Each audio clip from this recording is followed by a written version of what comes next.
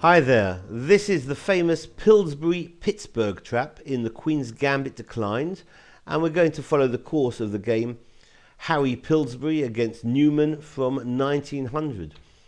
d4 and d5, the Queen's Gambit c4 and the orthodox decline with e6, knight c3, knight f6, and the typical bishop g5 pin is met here by breaking the pin bishop e7, e3 and knight bd7, and white here plays knight f3. Black's next move is already inaccurate.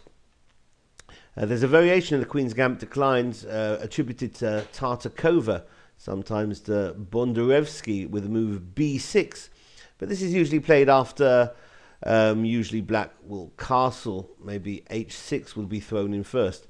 If b6 is played immediately, then white can proceed in a number of ways, one of them being c takes on d5, e takes on d5, and now bishop b5. Going to try and exploit some of the holes that the b6 move created in black's defense. Bishop b7 can be met by knight e5.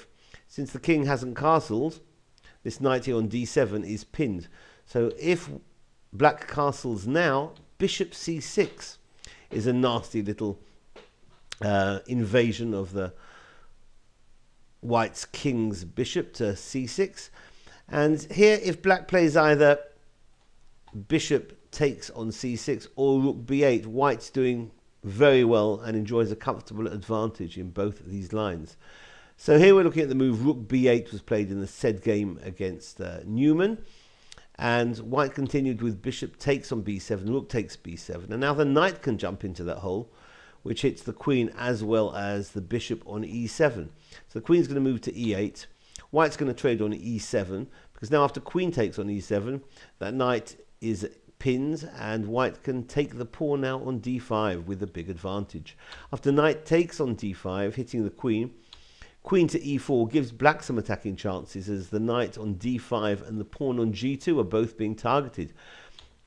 So white's going to play knight takes f6 with check first, and after g takes on f6, hitting the bishop now, bishop h6 maintains initiative for white with the rook on f8 being targeted. If black here tries queen takes on g2, this is a disastrous, because that g file is opening up in white's favor. And here the king can move to where, to e2 or perhaps d2 as in the game. Now after queen takes on f2, the king can go to c3 or c1 in this case. The rook's coming to g1 soon, so king h8, a preventative measure by black. But after rook g1 threatening to invade now on g7, here the game continued, knight to e5. The knight wants to get to g6 desperately, but after d takes on e5, it's game over.